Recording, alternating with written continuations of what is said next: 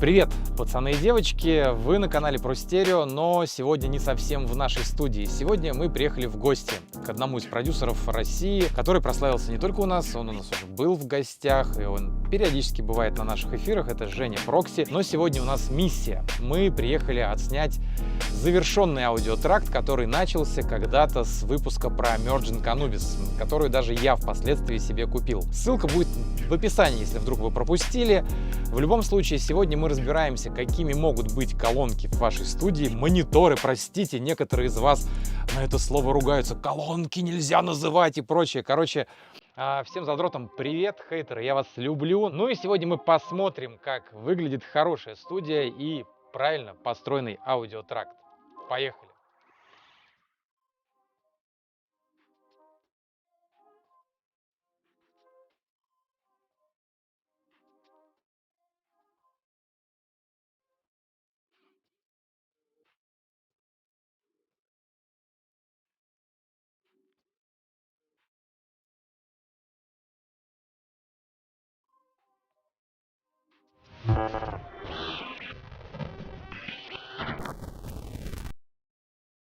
Легендарный, знаменитый, мощный Хищник-терминатор, да, и прочее. В общем, Прокси. Мы в гостях у Жени. Это его студия, которая претерпела уже не первую генерацию. Это уже такое серьезное у тебя обновление. В этот раз у тебя звук. Ты с предыдущим, наверное, лет 20 просидел, да? Ну, 15, наверное, точно. Да, я помню, что он у тебя появился еще там в 4-й, 5-й там год, там что-то такое, да? Что-то, по-моему, даже 2003. Или 2003, да. Как раз мы с того времени и тянем всю эту линию, да, звуковую. Ну да, но это болезнь, от которой, наверное, трудно избавиться. Ты был доволен предыдущими мониторами? Да слушай, как-то да, но все, кто ко мне приходил, говорили, что а где бас? Типа, у меня нет баса. Ну это болезнь многих басофилов. Да. Ну, на самом деле, басовая история, как я впоследствии узнал, это очень распространенная проблема на всех студиях из-за особенностей комнаты, которую строишь и которую надо строить как бы хорошо. То есть, ну, перешумливают, есть момент, там, допустим, ну, то есть полностью забивают ее там. Да, и неправильно. Пирамидкой, ватой. Да, и неправильное вот это вот хождение, блядь, вообще. Да ничего страшного, пусть скрипит. А ты пробуй делать это руками, а не ногами. То есть у тебя еще есть ход рук, понимаешь? Я вот... Эта бицуха еще не подросла. Да. То есть, а ты ногами ходишь, а руки у тебя вот так вот, блядь, в статике.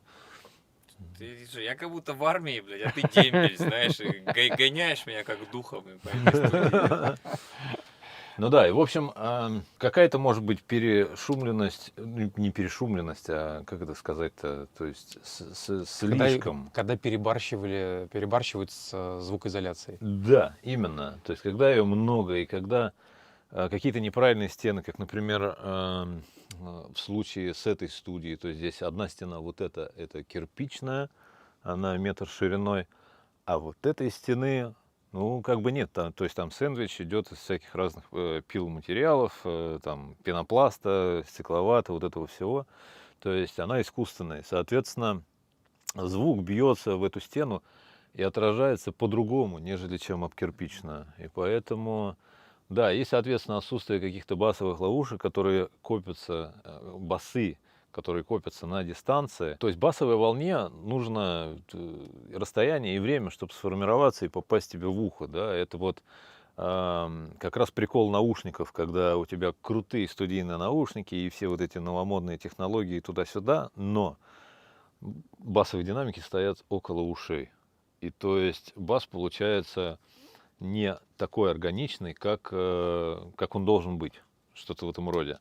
Ну и, соответственно, я всегда слышал некий клик, потому что мониторы стояли близко. И в основном мониторы ближнего поля, они дают вот тот самый клик, примерно как в наушниках, который я слышу, и, соответственно, я слышу чуть-чуть другой бас. Но за года я привык к тому количеству баса, который... у меня был на старом звуке, и, в общем, музыку все равно получалось сделать. Ну, достаточно хорошую. Надеюсь, надеюсь, да. В общем, треки были такие очень басовые, особенно там в тачке. То есть из-за того, что я здесь бас не слышу, Я, наоборот, его стараюсь накинуть, как бы, чтобы он был для моего уха. А по итогу получается то, что баса чуть-чуть даже много, ну, там, если слушаешь на других источниках, и его получается, ну, слегка так перебор. И вот, да, наверное, такая история вот насчет баса. И потом еще важным моментом была детализация. Но детализация, я, наверное, пришел сейчас к ней только через, сколько? Через 2003, 20 лет. Да, 20 лет я шел к этой Вот оно детализации. как, ну, оказывается, есть нюансы. Да, да, да. То есть я и не знал, что музыка может быть детализирована. И а, что вот, ну, ты слушаешь трек, и у тебя все инструменты, там, басы, какие-нибудь там хэты, ударники и все такое, это может быть разложено, как в аптеке, по полочкам. И то есть ты можешь услышать, а вот слишком много реверба на этом звуке или на том. Ну и как бы вот такая вот история. То есть раньше была история, что ты слушаешь, в общем-то, какую-то колбасочку одну музыкальную, да, Ну, которую общий ты вайб, делаешь. который делается. Да, да, да. А сейчас ты слышишь это все в более таком разделенном виде на составляющие. И вот в этом, наверное, есть второй прикол этого нового звука. Это вообще это не только колонки же, да, это и сами интерфейсы, которые могут, в общем, конвертировать и давать тебе вот ту самую детализацию, да, за Да. счет того, что, Вот в ты общем, поменял интерфейс на мерджинг, ты меня подсадил на эту тему. То есть, ну типа, да, да, да. теперь я тоже с ним.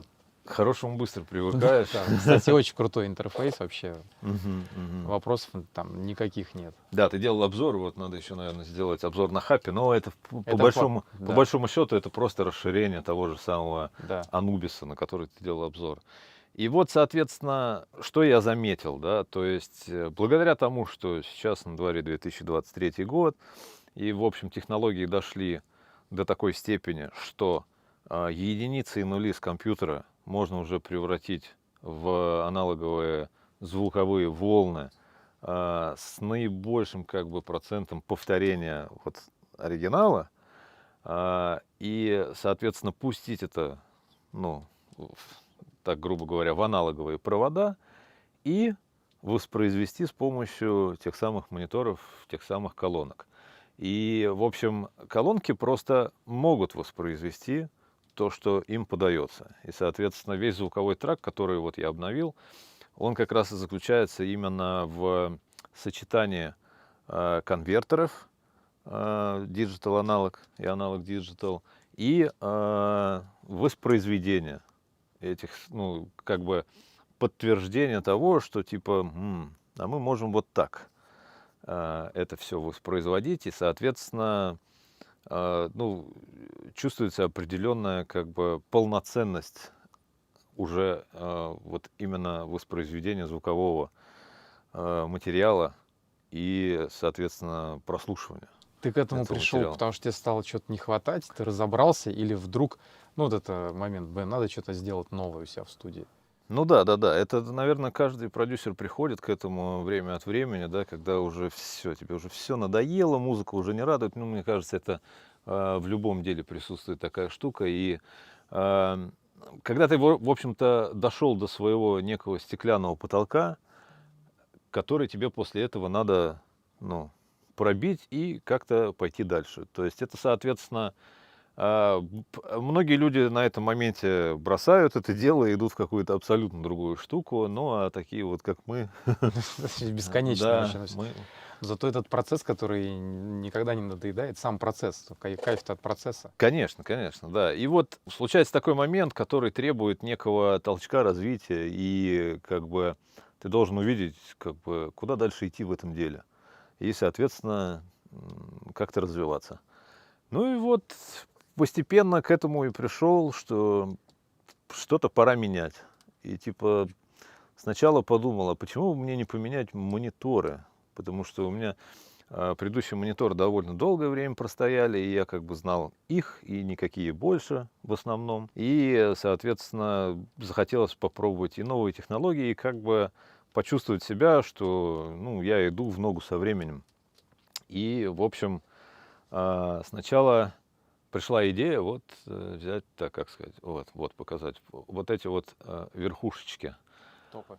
Да, топы. То есть это линейка звука Genelec Ones, они называют единицы или единственные. Первые лучшие. Лучшие, да. Типа, одна функция. Да, наверное, да. В общем, такая история, что, ну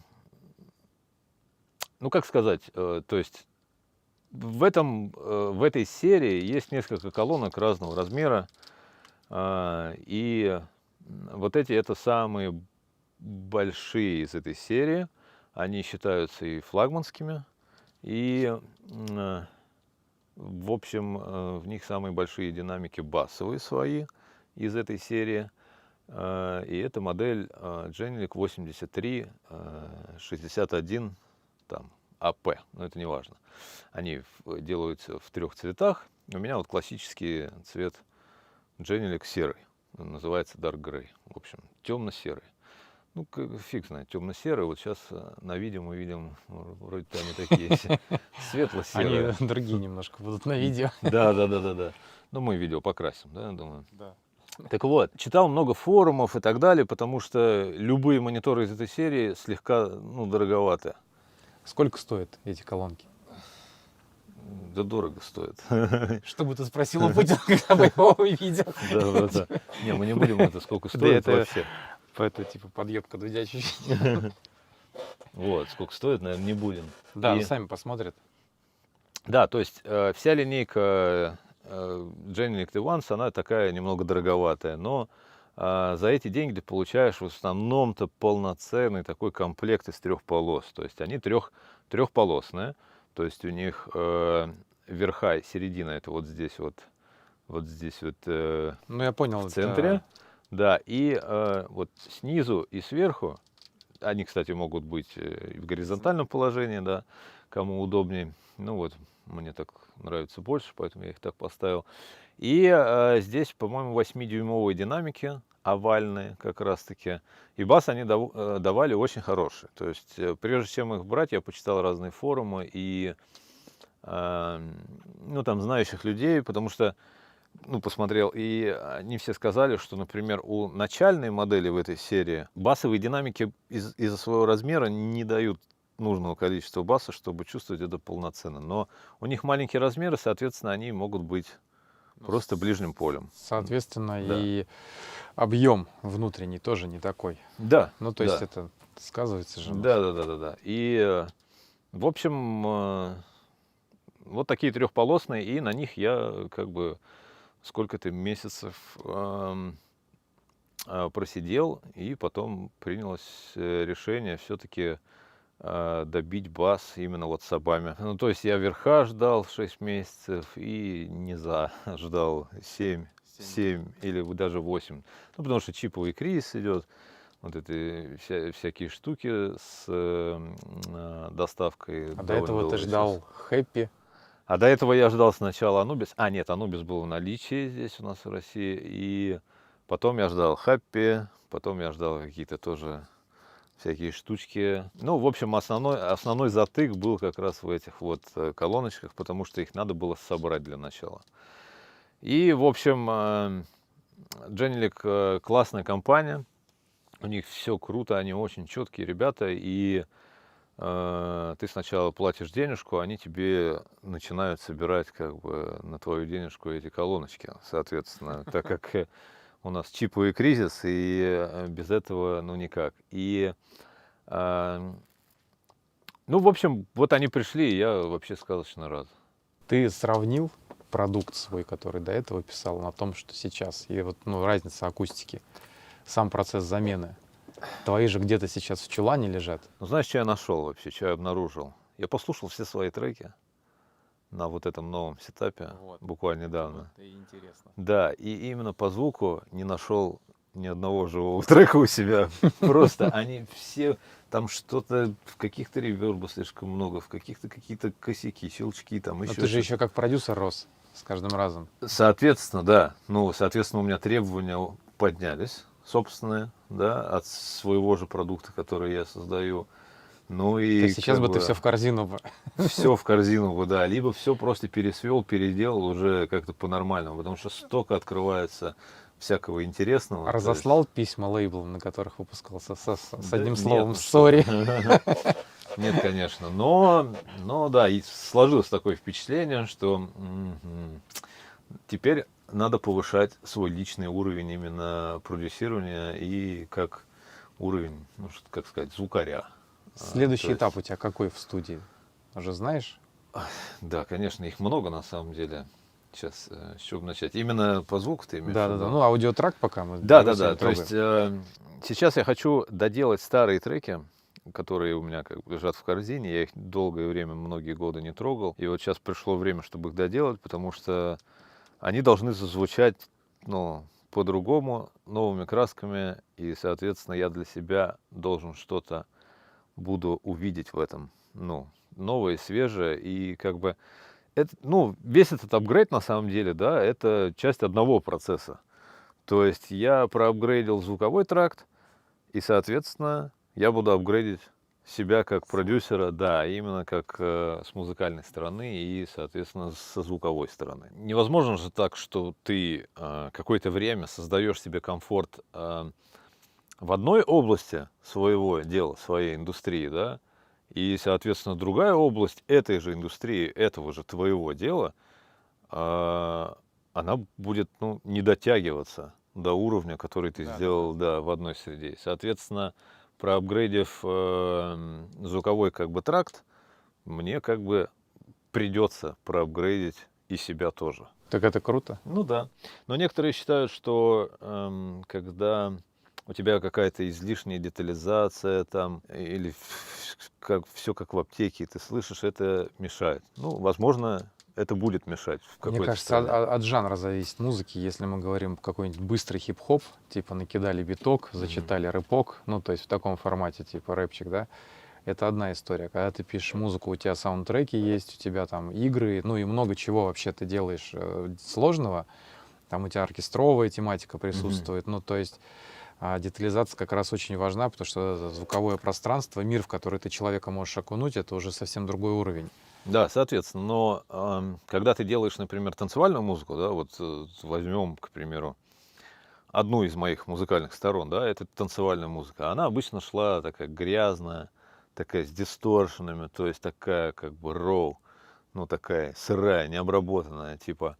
А, а сейчас как-то придется подумать, поразмыслить над этим, чтобы не потерять вот эту грязноту, вот эту вот необработанность, и сырость. Дерти. Типа Да, да, оставить да, да. дерти, но Да, придать деталей. да, но придать детали и, соответственно, облагородить как бы трек и вообще музыку в целом, как бы облагородить именно новым звуком, и чтобы это, конечно, совпадало вот с нынешним временем. То есть по звуку я, например, дошел до 2023 года, да, а теперь надо дойти еще и музыкально до того же 2023 года. Есть такой момент про эту акустику, ну, в сети, и ты сам говорил, пишут, говорят, есть мнение, что она, типа, ну, просто дорогая такая штука, которая, типа, дороже, чем что-то другое, что делает тоже Genelec или там иные бренды, и не отличается, то есть нет смысла переплачивать. Но ты рассказал про то, что надо ее отстраивать, и что люди, некоторые, которые покупают эту акустику, просто ставят их как обычные мониторы, ну вот у них создалась Да, да, да, комната, да, да.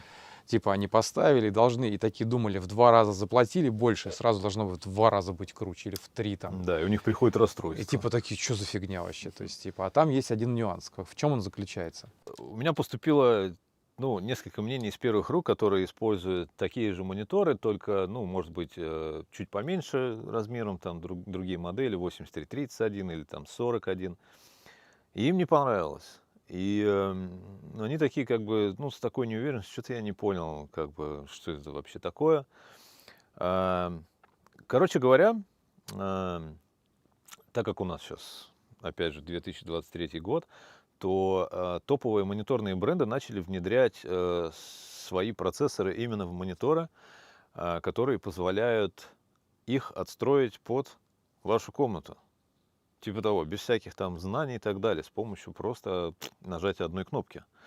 Именно вот эта серия поставляется с собственным микрофоном, То есть ты когда отстраивающимся. купил пару топов, был микрофон, и с Сабами тоже был микрофон, Нет, с собами не поставляют, то только есть вот с именно, топовыми. да, только с верхушками. А потом идет учитывание, ты потом как-то заносишь их в базу. Да, Там, сейчас где-то. расскажу. Короче, почитав еще разные форумы до покупки, да, я понял одну деталь, что они не звучат неотстроенные. То есть они просто звучат как... Странно, да, про звук это слышать? Да, да, то есть они звучат как, ну, я не знаю, там, расстроенные гитары. То есть ты их ставишь, да, включаешь и не можешь понять действительно, что за звук. Потому что у меня здесь была такая же история. То есть у меня пришел этот микрофон вот с верхушками. И, в общем, я их включил сначала без микрофона, без отстройки, думаю, что за фигня, почему так все как-то непонятно, то ли верха нет, то ли наоборот есть, то ли низа нет. Ну, короче, как-то все не то было. Вот. Потом включаешь монитор, нажимаешь одну кнопочку, они там 5 минут это все отстраивают, считают. То есть они посылают в каждую колоночку свой импульс, по нему, значит, микрофон слышит твою комнату и, соответственно, закладывает в собственные параметрические там эквалайзеры внутри, то есть все нужные параметры, чтобы компенсировать какие-то звуковые погрешности твоей комнаты. Также работают дорогие домашние кинотеатры, ресиверы, там тоже идет микрофон в комплекте, и ты также отстраиваешь. Ну, там система 5, 1.7, 1.13, 1 там и прочее. Ну да. Так вот, и, в общем, все это осуществляется с помощью соединения. Ну, у них там есть своя коробочка, мы покажем ее. И, значит, эта коробочка подсоединяется к компьютеру просто там USB 2.0. Микрофон подсоединяется аудиокабелем. И из этой коробочки идет обычный Ethernet LAN кабель в колонке. То есть ты подключаешь их одна в другую и даешь этой самой коробочке, собственно, послушать звук комнаты. Вот, и это вот главная особенность, наверное, вот этих мониторов и особенность технологий, которые вот мы имеем, да, на данный момент Низы развития. как учитываются? Они вместе с ними заносятся в программу как-то или... Конечно, ну вот с низами, знаешь, проблема небольшая, то что добавление низов в студии, ну, эквалайзером на твоих мониторах типа ближнего поля, это очень плохо. И вот именно с низами так не работает. То есть, если ты можешь верхов там чуть-чуть накинуть, то накидывание низов в нормальных студиях обычно происходит путем добавления сабвуфера ко всей системе и уже отстройки. То есть, ну, для саба не особо важно, где он будет стоять, но они пытаются максимально скомпенсировать вот эти вот дыры по низам там, с помощью отстройки. Но, соответственно, для того, чтобы тебе отстраивать... То есть вот отстройка колонок в студии, да, под комнату, это вообще не новая штука, и она всегда была. Но только для этого надо иметь чуть-чуть как бы и опыта в этой... Звукорежиссера. Да, именно, да. И опыта с этими программами всякими, SonarWorks, и там знание микрофонов, и знание особенностей там, я не знаю, Много чего строения там, комнат. и Да, разные да. микрофоны. Вообще задачи там разные, там классическая одна история, там Именно. электронная другая. Да. И ко мне приезжал друг и пытался отстроить мои старые мониторы, но что-то там из-за небольшой нехватки знаний у нас отстройка не удалась, не получилось, в общем. И в той отстройке, грубо говоря, на компьютере, на мастере вешается именно параметрический эквалайзер. В данном случае вот с этими мониторами параметрический эквалайзер выставляется внутри самих мониторов. И, соответственно, да, кстати, забыл сказать, у этих мониторов обновляется прошивка. То есть они как такой вот современный девайс, которому нужно обновить прошивочку как бы время от времени. Соответственно, чтобы улучшить какие-то параметры там или еще что-то.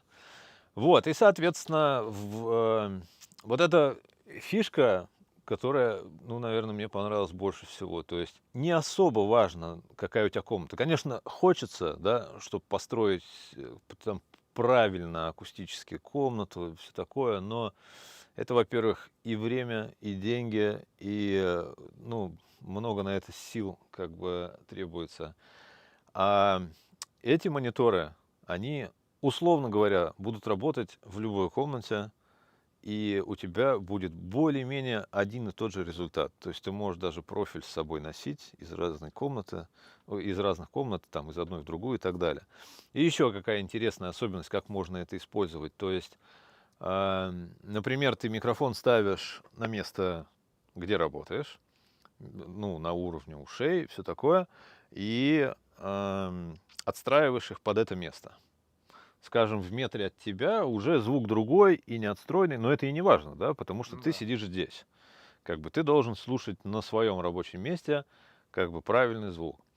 Но если, например, у тебя студия, скажем, продюсерское место здесь, да, или звукорежиссерское, а вот там у тебя стоит диван с клиентами, Допустим, микс-инженер сидит, да, а там у тебя сидят заказчики. а там сидят заказчики, да, твоего сведения, и типа ты делаешь два профиля просто. Ты делаешь один профиль для звукоинженера и один профиль вот там. То есть, понимаешь, да?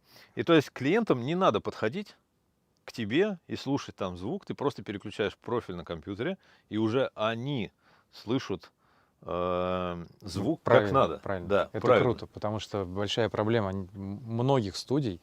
Мы сейчас сводимся, тоже там постоянно что-то делаем, и пока нет своей студии какой-то такой вот музыкальной прям, да, и ты крутишь ручки, например, на рэке, а вот звук он где-то там или за там, то есть типа ты, ну, вот это очень круто. Да, именно. То есть вот именно вот так вот, грубо говоря, ты сидишь здесь в студии, но тебе надо выехать, да, куда-то там на другую студию или просто взять мониторы и в другой комнате временно поработать. Ты приходишь в другую комнату, включаешь свой профиль, и у тебя в той уже новой комнате звук будет примерно или, может быть, очень похожим на то, что ты сидишь, делаешь в нормальной студии.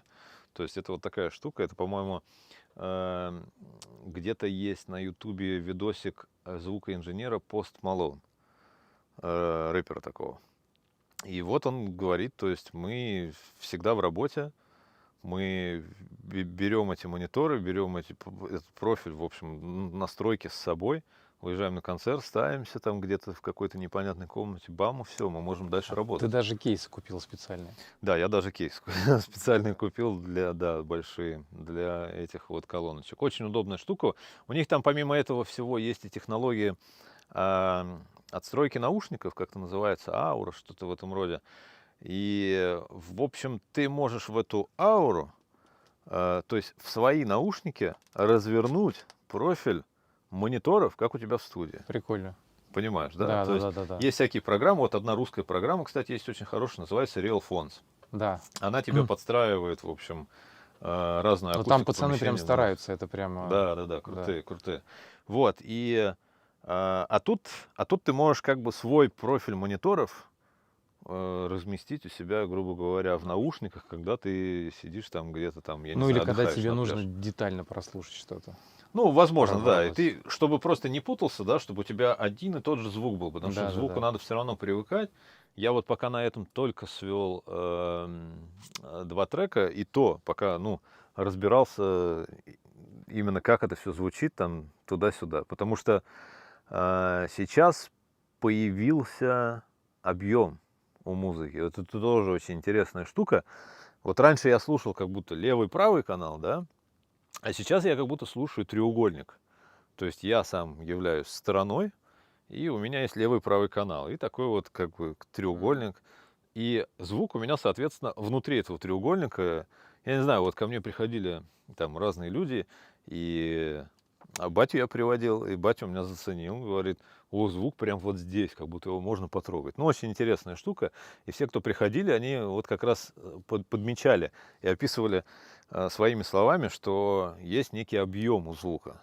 Ну, вот такая вот штука. Я не знаю, из-за чего это, либо из-за отстройки, потому что эта программа, которая называется, кстати, GLM или GLM, не знаю как, в общем, она и что-то подкручивает там фазу в колонках, и как-то так все получается, что ты когда слушаешь какую-нибудь там, я не знаю, Билли Айлиш, у тебя голос прям вот здесь стоит перед лицом, и ты как будто прям, ну, можешь представить ее лицо вот здесь, как будто она стоит держит в руках микрофон, но она вот здесь стоит, поет тебе.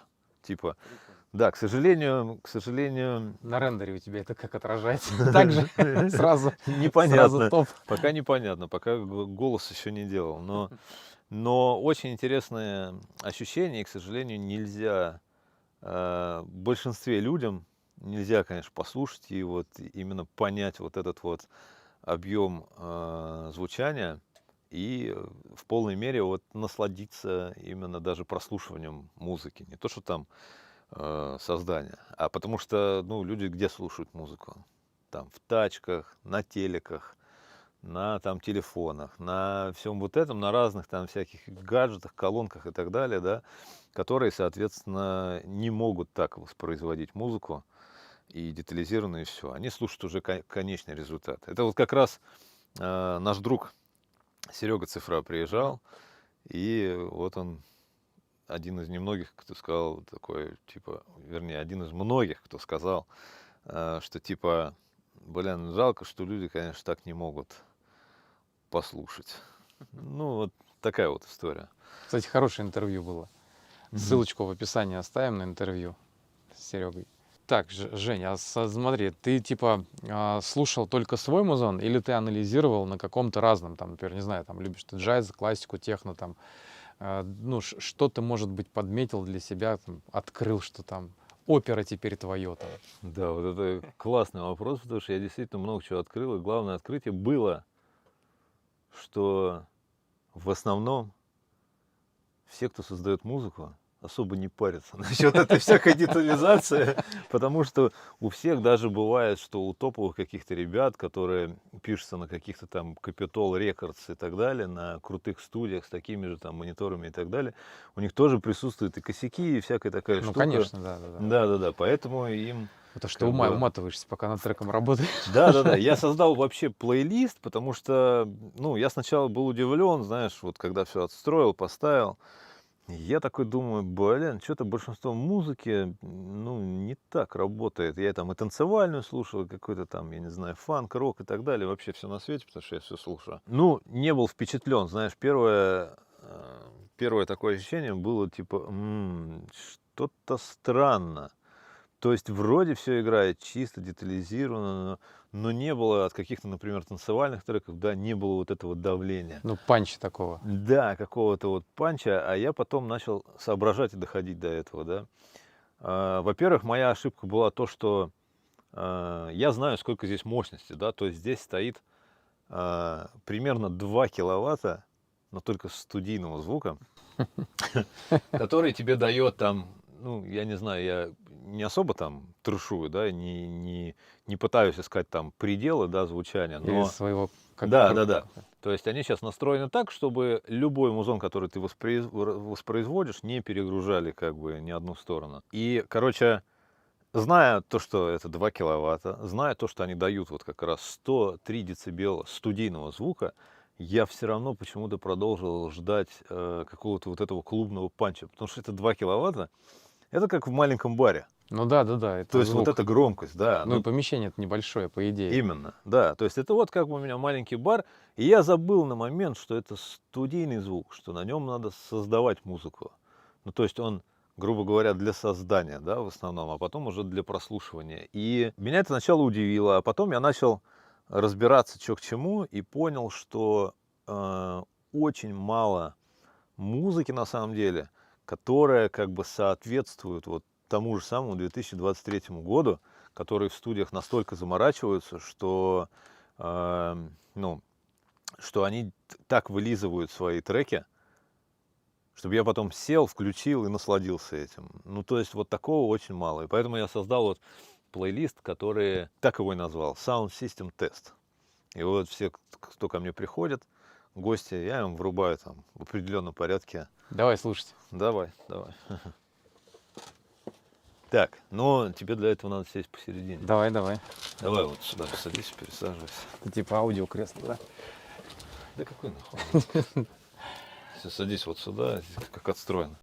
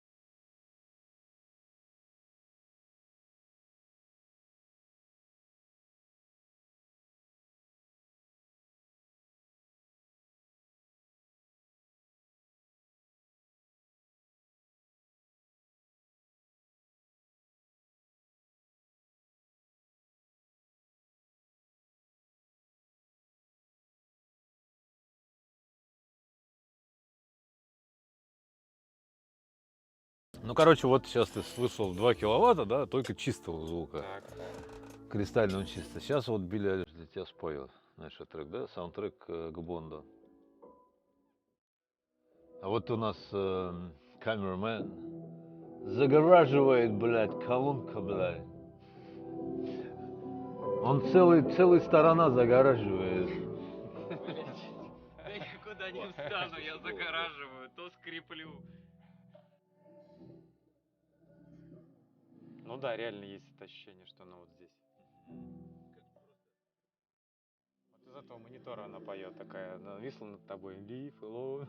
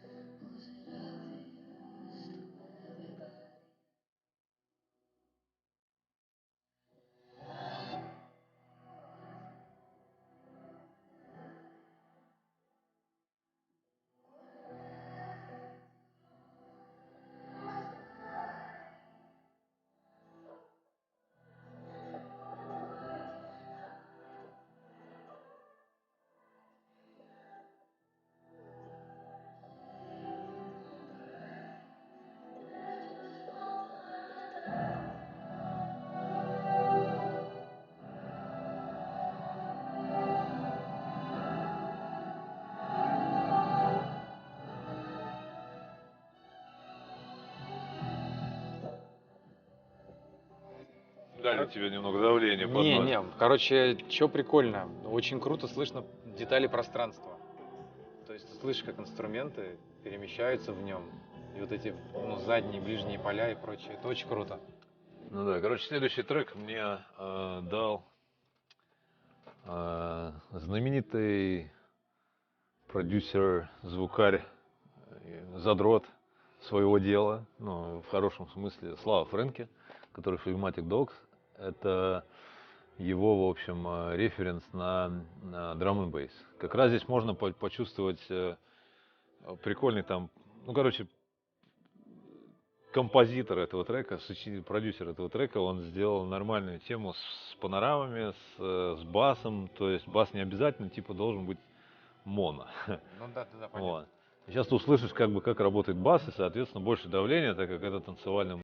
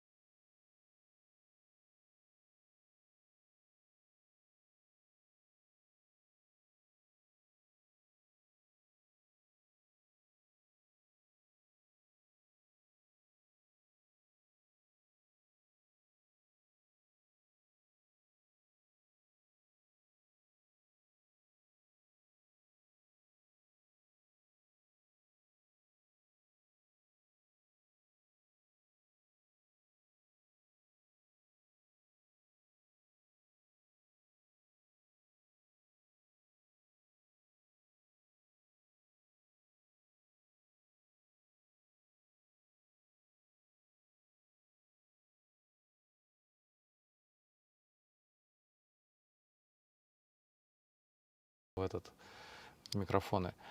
Короче, ты работаешь, ты понимаешь, вот у тебя стоят колонки. И ты понимаешь, это, блядь, колонки, и вот звук идет оттуда. Мгм. А здесь этого нет. Сейчас я понимаю, что колонки это как декорация, типа они как будто есть где-то там в стороне, а звук весь собирается вот тут, и я вижу вот это пространство, ну, то есть оно для меня стало как бы, ну, типа, мне не надо там что-то больше представлять, я просто его четче вижу в деталях близко перед собой. Ну да. И, То есть как и- будто звук идет не из колонок, а звук да, стоит вот здесь он вот где-то. здесь находится, и я эту коробку ощущаю, что я могу, так, мне надо вот это передвинуть сюда, вот тут мне что-то не нравится, вот это я могу там, типа, отдалить, Мгм. например, это охуенно. Мгм. Только, наверное, к этому надо тоже привыкнуть. Бля, ну не, просто как бы, не, я бы сразу с этим смог работать. То есть просто раньше такого ощущения не было, но это то, чего не хватало, потому что сейчас это просто типа красивые статуи, как бы, ну, но по факту звук реально здесь. Мгм. И с Да. этим работать удобнее, потому что ты типа можешь собирать, ну, как эти в химических лабораториях, там рукава такие туда Да, засовывают. да, и в некое пространство. Давай, Да. и ковыряются типа с пространством, вообще офигенно. Короче, это круто. Ну да. Плюс еще у этих вот колоночек есть такая особенность, я не знаю. В общем, обычные динамики, да? Да. То есть, что здесь получается? Здесь получается то, что Но здесь биамп-система на середина вверх, ну, типа в динамике 2, правильно? Ну, я не знаю, динамик, но это называется вроде как аксиальная, в общем, да, это как аксиальная, ну, как аксиальные динамики, да, типа, и это, постановка динамиков, распределение. То есть так, изначально верхушки это 3 полосы. так, То есть и, соответственно, с разделением у тебя есть басы, середина и верха. Да? А вот эти сабы мне многие спрашивали, типа, а почему два? Типа, ну, потому что всегда ставится в студиях один саб в основном, чтобы бас шел из одного места. Он как, ну, типа моно всегда, да? ну, не всегда А, есть же а это, стереобас. ну да, но это и не в традиционном понимании сабвуфер. То есть это как бы студийный low-end, который превращает трехполосную систему В 4. в четырехполосную. Просто это стереосистема, она четырехполосная, и Офигенно. в ней, в общем, нет провалов по низам. Они еще как бы сделаны такой конструкцией, то есть спереди динамик один вот здесь, а снизу там, сзади, второй динамик. И спереди динамик, он вот с такой вот гофрой Мгм. вокруг, Ну, классический. а сзади с резинкой, вот сзади как раз более классической. Мы тут пытались с Румадайном, который в гости ко мне приезжал, разобраться, что как вообще это работает, да. И вот вроде как пришли к выводу, что задний динамик нужен как раз э, для типа борьбы со стоячими волнами. То есть он из заднего динамика посылает бас в противофазе, и, соответственно, они как это, уничтожаются, взаимообнуляются, типа. Мгм. И, соответственно, ты здесь слышишь правильный бас, тот, который и нужен. И очень скоростные. То есть это вот еще одно, наверное, качество современных мониторов каких-то топовых фирм. Они очень быстрые. То есть, когда э, бас прекращается, да, резко, скажем, у тебя в проекте, то, э, то он прекращается, и ты слышишь это прекращение. То есть там нет вот этого Я понял. хвоста, типа, знаешь, типа, который Да-да-да-да-да. там, может быть, комната играет, может быть, там просто динамик Ну, как бы остывает. отражение, я понял, Да. да-да-да. То есть, когда у динамика же есть какой-то ход, да, Да. соответственно, вот этот ход у этих вот спикеров, он современно быстрый. И поэтому ты слышишь как бы, как что работает. То есть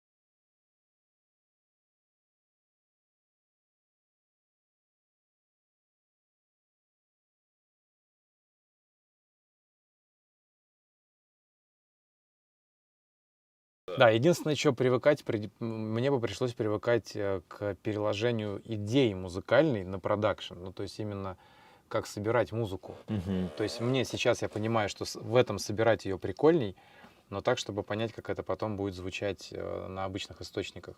Ну, как Ну, ну вот, надо купить очень дорогие колонки, чтобы потом это хорошо звучало на дешево. и очень дешевый. Видишь, у меня как раз здесь Да, такие. причем они создают такой эффект, что типа как будто это они такие играют. Да, да, да, да, да. Ну вот как бы да, такая вот скорострельность вот этих вот басовых динамиков в современных мониторах. Ну я бы назвал, наверное, 3 фирмы, которые делают сейчас вот такие скоростные. Это Genelec, это Key, Мгм. канадская фирма, которая как бы по анализам там всяких вот этих вот звуковых задротов, они лучше подходят для электронной музыки. А вот, например, Genelec, они подходят, ну, типа, overall для всякого Мгм. музла лучше. Полифонично. Ну, типа, я вот пишу электронный музон, да, а потом Саундтрек.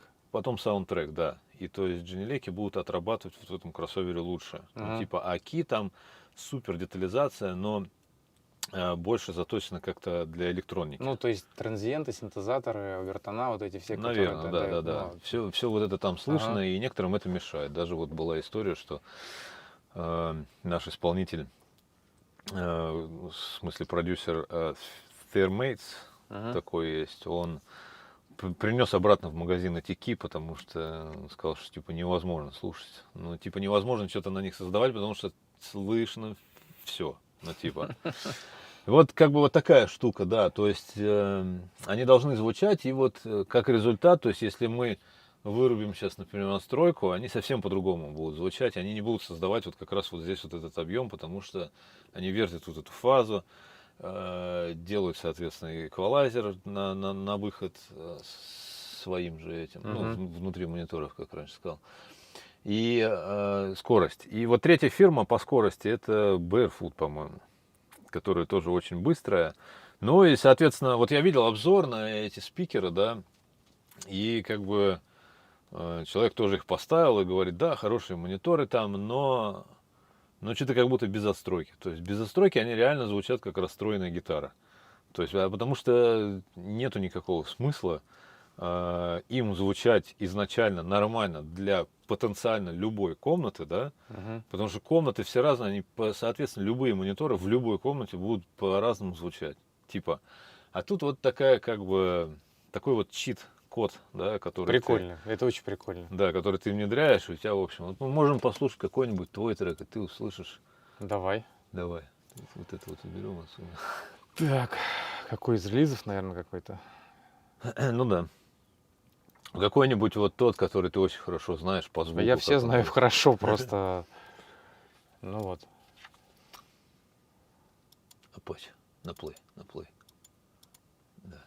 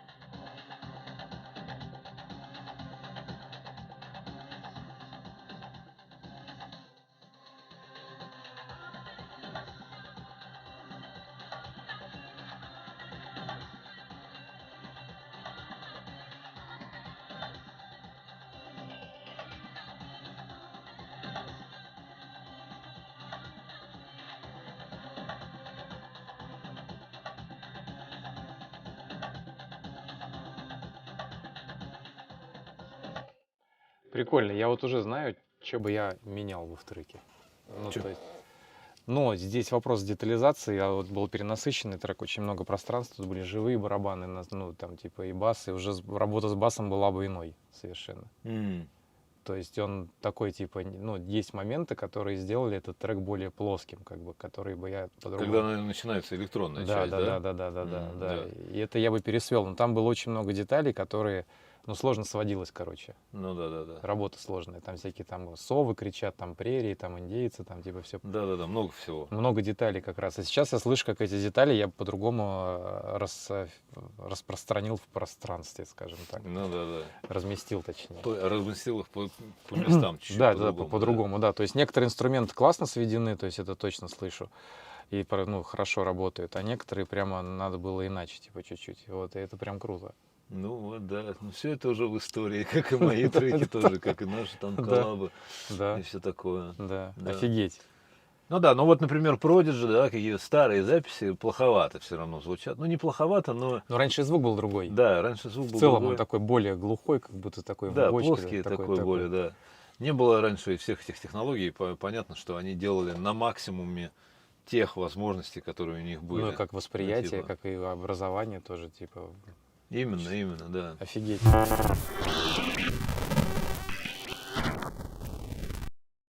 Ну что, надеюсь, это путешествие в музыкальный мир было для вас полезным, интересным. По крайней мере, мы старались.